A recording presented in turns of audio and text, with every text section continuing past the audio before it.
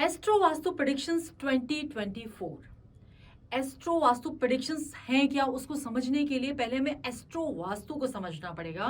अब एस्ट्रो और वास्तु, एस्ट्रोलॉजी और वास्तु से मिल के बना है, दोनों को कंबाइंड करके बनाया गया है।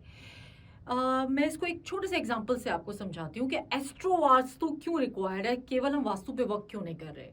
वास्तु पे जब हम काम करते हैं तो एक फ्लोर, एक घर में अगर 3 भाई भी रह रहे हैं तो तीनों को अलग अलग फल मिल रहा है। एक बिल्डिंग में 3-4 फैमिलीज रह रही है, तीनों चारों को अलग अलग फल मिल रहा है। तो ये क्यों होता है, जबकि सबकी सेम एंट्री है, सबकी अगर किसी की S6 की एंट्री है तो सबके साथ ही प्रॉब्लम्स होनी चाहिए। किसी किसी का बहुत अच्छा चल रहा है, किसी के साथ ज्यादा प्रॉब्लम है, किसी के साथ कम प्रॉब्लम है। तो जब उनके एस्ट्रोलॉजिकल चार्ट देखे गए तो उसमें पता चला कि जिनकी प्रॉब्लम्स बहुत ज्यादा हैं वो राहु की दशा चल रही है, उनकी राहु की अंतर्दशा चल रही है उनकी, और जिनका अच्छा चल रहा है उनकी किसी पॉजिटिव प्लैनेट की दशा चल रही है। तो होता क्या है कि एस्ट्रोलॉजी में जो भी आपकी प्लैनेटरी पोजीशन होती है, जो दशाएं चलती हैं, अकॉर्डिंगली आपका जो वास्तु होता है उसमें आपको उसके फल मिलने लगते हैं। वो अच्छे भी हो सकते हैं और बुरे भी हो सकते हैं। तो दोनों चीजें कंबाइंड होके चलती हैं। कई बार आपका एस्ट्रोलॉजिकल चार्ट बहुत स्ट्रांग है मगर आपने अपने घर के वास्तु में कुछ गलतियां कर रखी हैं जो आपको नहीं पता है, तो आपको उधर बेनिफिट्स मिलने कम हो जाते हैं। इसलिए दोनों को कंबाइंड करके काम करते हैं, उसको हम कहते हैं एस्ट्रो वास्तु। अब एस्ट्रो वास्तु प्रेडिक्शंस, अब एस्ट्रो वास्तु प्रेडिक्शंस क्या है। अब मान लीजिए किसी की पत्री में उसका सूर्य वीक है तो हमने उसको एस्ट्रोलॉजी के हिसाब से, उसके एस्ट्रोलॉजिकल चार्ट के हिसाब से उसको सूर्य की रेमेडीज दे दी।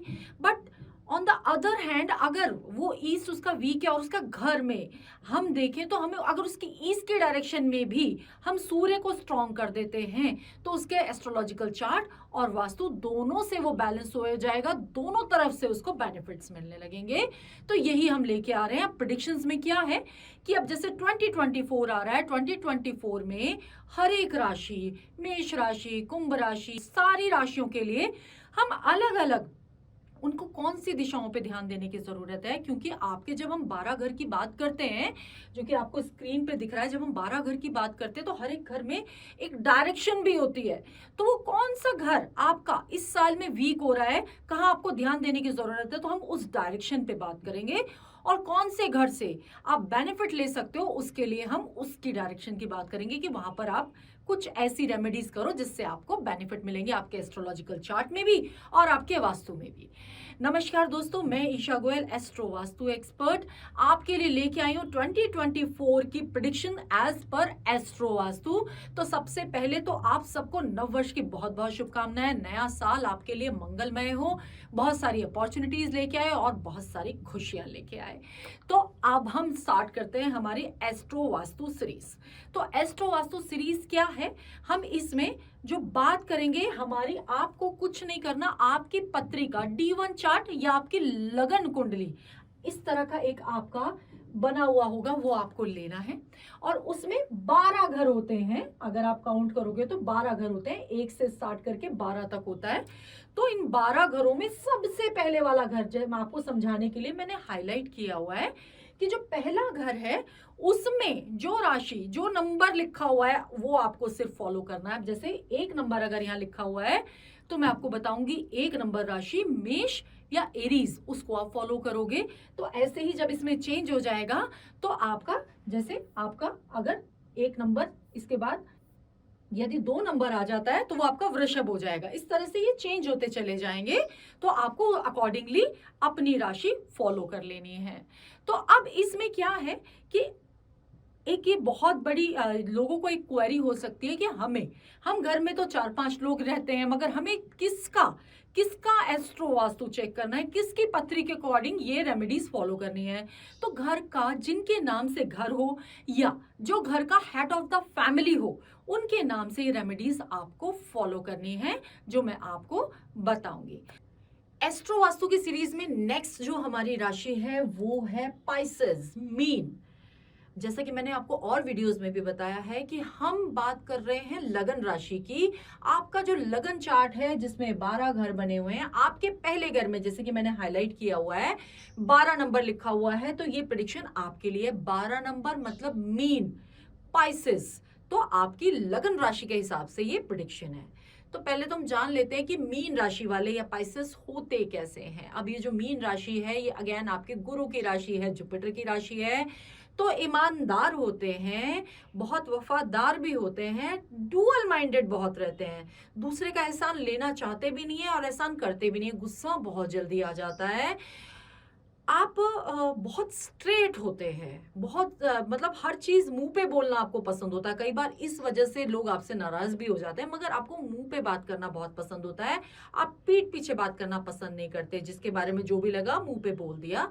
तो इस तरह की पर्सनालिटी आपकी होती है। डुअल माइंडेड होते हैं तो दो चीजों में कई बार उलझे रहते हैं, आइदर दिस और दिस। तो ये चीज आपका एक ये जो रहता है, ये माइंड आपका जो डबल माइंड है ना, ये आपका डेफिनेटली हमेशा रहता है। तो आपको क्लैरिटी नहीं मिल पाती कि मेरे को ये करना है कि ये करना है। तो इस तरह के ये मीन राशि वाले होते हैं, मगर होते बहुत इंटेलिजेंट हैं, अपने से मतलब रखते हैं, ज्यादा लोगों से ज्यादा बातचीत करना, और ये थोड़ा सा कंजर्वेटिव होते हैं, अपने से मतलब रखते हैं। क्योंकि इनके दोस्त भी इससे बहुत ज्यादा इसलिए नहीं होते क्योंकि बहुत स्ट्रेट होते हैं, मुंह पे बात करना पसंद करते हैं, तो लोगों को थोड़ा सा कम पसंद आते हैं। तो आपके लिए इस साल मेरे पास एक टिप है कि ये साल 2024 में आपको कोई भी शॉर्टकट्स नहीं लेने हैं। अगर शॉर्टकट्स लेंगे तो फंस जाएंगे। तो आपके लगन में ही इस साल राहु बैठे हुए हैं, तो नो शॉर्टकट्स प्लीज। अगर आप लोगे तो प्रॉब्लम्स में फंस सकते हैं, आपको उतार चढ़ाव देखना पड़ सकता है। तो अब हम बात कर लेते हैं एस्ट्रो वास्तु प्रेडिक्शन की। एस्ट्रो और वास्तु दोनों कंबाइन करके, वास्तु विद एस्ट्रो आपके एस्ट्रो चार्ट के हिसाब से, और एस्ट्रो विद वास्तु आपका एस्ट्रो चार्ट में जो प्लैनेटरी पोजीशन है उसके अकॉर्डिंगली हम डायरेक्शंस को एक्टिवेट करेंगे। तो आपके लिए जो मीन राशि वाले पाइसेस के लिए पहले हम बात कर लेते हैं आपकी बेनिफिक डायरेक्शंस। तो आपके लिए इस साल जो बेनिफिक डायरेक्शंस आ रही हैं, that will be yours north west direction. North west direction आपके लिए बहुत बेनिफिक है इस साल। तो अपने घर की नॉर्थ वेस्ट डायरेक्शन में या अपने किसी भी प्रीमिसेस के नॉर्थ वेस्ट की डायरेक्शन में आप एक विष्णु लक्ष्मी जी का अगर फोटो लगाते हैं क्षीर सागर में बैठे हुए, तो वो आपके लिए बहुत बेनिफिट्स लेके आएगा।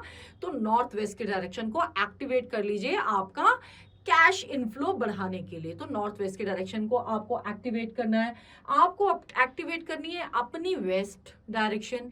तो वेस्ट डायरेक्शन को आप अपनी ब्रांडिंग के लिए यूज कर सकते हो। वेस्ट डायरेक्शन की आपकी सिटिंग हो सकती है, वेस्ट डायरेक्शन में आपकी मैनिफेस्टेशन या पिक्चर्स हो सकती हैं, आपके काम से रिलेटेड आपका सर्टिफिकेशन हो सकता है वेस्ट के डायरेक्शन से बेनिफिट्स को मल्टीप्लाई करने के लिए। इसके बाद आती है आपकी साउथ की डायरेक्शन। तो साउथ की डायरेक्शन में आपका कैश बॉक्स हो सकता है, जो भी आपका कोई भी पैटी कैश है, आपका कोई ऑफिस है या आपका कोई शॉप है, तो वहां पर आपका कैश बॉक्स साउथ के डायरेक्शन में हो। आपका घर है तो आपके साउथ के डायरेक्शन में आपका कैश बॉक्स होगा, तो आपको बेनिफिट्स आएंगे इस साल में। अब आपको ध्यान कौन सी डायरेक्शंस का रखना है, तो सबसे पहले आपको ध्यान रखना है इस साल अपने घर की ईस्ट डायरेक्शन पे। अब ईस्ट डायरेक्शन में आपका किसी भी तरह का कोई पिट है, पिट डेफिनेटली हो सकता है बट कोई गंदे पानी का पिट तो नहीं है, आपने कोई टूल बॉक्स तो नहीं रखा है, कुछ आपका बहुत ज्यादा कूड़ा जमा है ईस्ट की डायरेक्शन में, या कोई आपका कोई जंग लगे हुए कुछ भी सामान वहां पर रखा हुआ है, तो आप तुरंत क्लियर कर दीजिए। नहीं तो राहु इस समय आपके लगन में ही विराजमान होंगे 2024 में, तो वो प्रॉब्लम्स आपको वहां से आ सकती हैं, हेल्थ पे भी प्रॉब्लम्स आ सकती हैं और आपके काम पे भी उसका इम्पैक्ट आ सकता है। तो आपको अपनी ईस्ट की डायरेक्शन बिल्कुल क्लियर रखनी है। इसके बाद जो सेकंड आपकी डायरेक्शन आती है वो आती है आपकी साउथ ईस्ट की डायरेक्शन। साउथ ईस्ट के डायरेक्शन में अगर आपका टॉयलेट है या आपका मंदिर है या कोई पिट है तो नहीं होना चाहिए, ये आपको हटाना है साउथ ईस्ट के डायरेक्शन से। तो आपके लिए एक्सीडेंट्स लेके आ सकता है, चीजों को डिले करा सकता है। जो प्रोजेक्ट मेरा 1 महीने में होना था उसके लिए आपको महीनों लग सकते हैं, तो इस तरह से चीजों को डिले करा सकता है। तो ये सब चीजें नहीं होनी चाहिए। साउथ ईस्ट के डायरेक्शन में अगर आपने कोई ब्लू कलर या किसी भी तरह से आपने कोई ब्लू कलर एक्टिवेट किया, कोई वॉलपेपर लगा लिया, कोई आपने कुशंस लगा लिए हैं, कोई आपने कोई फ्लोर मैट ही ब्लू कलर का डाल दिया है, तो उसको हटा दीजिए। साउथ ईस्ट में वाटर की एग्जिस्टेंस मत कराइए, उसको एड अप मत कीजिए, तो नहीं तो आपको प्रॉब्लम आएगी इस साल में। तो आपको इन दोनों डायरेक्शंस पे बहुत ज्यादा ध्यान देना है। तो आपके लिए बेनिफिक डायरेक्शन कौन कौन सी है? आपके लिए बेनिफिक डायरेक्शन हो गई आपकी नॉर्थ वेस्ट की डायरेक्शन, आपकी वेस्ट की डायरेक्शन और आपकी साउथ की डायरेक्शन। और आपको ध्यान रखना है स्पेशली अपने ईस्ट की डायरेक्शन का, अपनी साउथ ईस्ट की डायरेक्शन का, और साथ ही साथ आपको ध्यान रखना है अपने की साउथ वेस्ट की डायरेक्शन का भी।